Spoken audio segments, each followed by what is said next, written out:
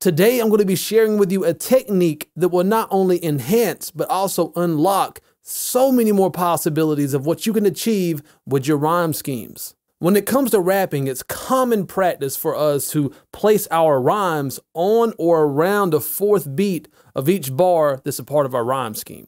And these are known as end rhymes. And this is a great way to create solid rhyme scheme patterns that's easy for your listener to follow along to and make sense of. But as I say at the end of all my videos, when it comes to rapping, there's no rules, there's only techniques. And today I'm going to show you 5 ways that you can shift your end rhymes around to land in different places to give your rhyme schemes more dynamics and make them sound interesting. And I'm very curious to hear from you which one of these examples I'm about to share with you is your favorite. So be sure to let me know in the comments section below. Also today, I'm going to be rapping over an instrumental that I produced called Midnight Drive.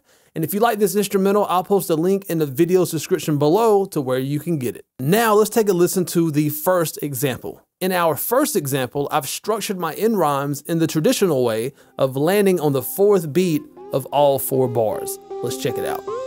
If you pay attention, I'ma show you how to save time when it comes to really learning how to slay rhymes and murk the track and leave it leaking on they dang minds and keep them hanging on every word, call it hang time. Now this sounded great, but let's push the boundaries a little further and break the uniformity of the rhyme scheme a little bit. Now I'm going to continue to place my end rhymes on the fourth beat of bars 1 through 3, but on bar 4, I'm going to place my end rhyme on the third beat. And I was able to achieve this by extending the length of the pause at the beginning of the first beat on the 4th bar, and then I reworded this line to pretty much say the same thing, but in fewer syllables. Let's check it out. If you pay attention, I'ma show you how to save time when it comes to really learning how to slay rhymes and murk the track and leave it leaking on they dang minds. Now that's what I'll call hang time. Now let's push it even further and flip-flop our end rhymes so that they never land on the same beat consecutively. I'm going to place my end rhymes on the 4th beat for bars 1 and 3, and then I'm going to place my end rhymes on the 3rd beat for bars 2 and 4. To achieve this, I simply kept my adjustments I already had made from the previous example on bar 4, and I used the same techniques on bar 2. I extended the pause on the first beat of bar 2, and then I reworded this phrase to say the same thing in fewer syllables in order to make slay rhymes land on the 3rd beat. Let's check it out. If you pay attention, I'ma show you how to save time and learn how to slay rhymes and murk the track and leave it leaking on they dang minds. Now that's what I call hang time. Now that was pretty cool, but I started feeling like I had too much empty space on bars 2 and 3, so I filled in bar 2 more by reducing the length of the pause on the first beat and adding 2 more syllables with the word also. And on the 4th beat, reduced the length of the pause and added I been. Also at the beginning of bar 3, I removed the pause on the first beat and added known to. Let's check out and see how that sounds. If you pay attention, I'ma show you how to save time and also learn how to slay rhymes. I've been known to murk the track and leave it leaking on they dang minds. Now that's what I call me some hang time.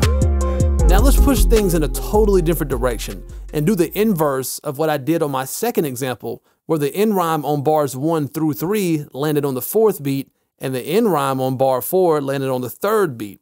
Now I'm going to place my end rhyme on the 3rd beat for bars 1 through 3, and then I'm going to place my end rhyme on the 4th beat on bar 4. I achieved this by rewording bar 1 so that it uses less syllables.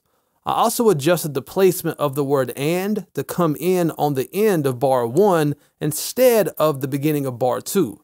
This move was necessary since I just shifted what was landing on the 4th beat to the 3rd beat, so now I had empty space that I needed to fill in. On bar 2, I added the words plus you'll and you can to fill in the bar a bit more so that slay rhymes lands on the 3rd beat. I also adjusted the placement of murk thee to land at the end of bar 2 for the same reason as the previous bar, to fill this bar in more since I shifted the end rhyme from the 4th beat to the 3rd beat, which created a lot of empty space. This also removed enough syllables from bar 3 to make dang minds land on the 3rd beat. I also added the word "and" in front of "murk thee" to make my wording feel more conversational and natural. On bar 3, I adjusted the placement of "now that's what" from the beginning of the 4th bar to land at the end of bar 3 to fill in empty space. And on bar 4, I added the words I like to refer to as good old fashioned to fill this bar in much more while positioning hang time to land on the 4th beat. If you pay attention, then you'll save time. And plus you'll also learn how you can slay rhymes and murk the track and leave it leaking on they dang minds. Now that's what I like to refer to as some good old-fashioned hang time.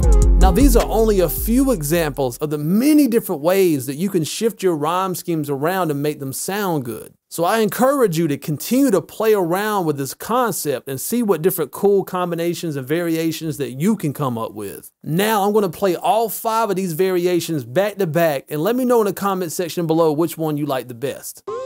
If you pay attention, I'ma show you how to save time when it comes to really learning how to slay rhymes and murk the track and leave it leaking on they dang minds and keep them hanging on every word, call it hang time. If you pay attention, I'ma show you how to save time when it comes to really learning how to slay rhymes and murk the track and leave it leaking on they dang minds.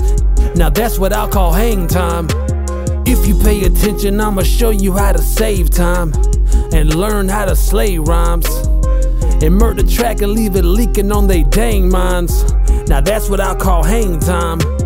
If you pay attention, I'ma show you how to save time and also learn how to slay rhymes. I've been known to murk the track and leave it leaking on they dang minds. Now that's what I call me some hang time.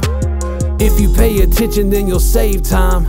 And plus you'll also learn how you can slay rhymes and murk the track and leave it leaking on they dang minds. Now that's what I like to refer to as some good old-fashioned hang time.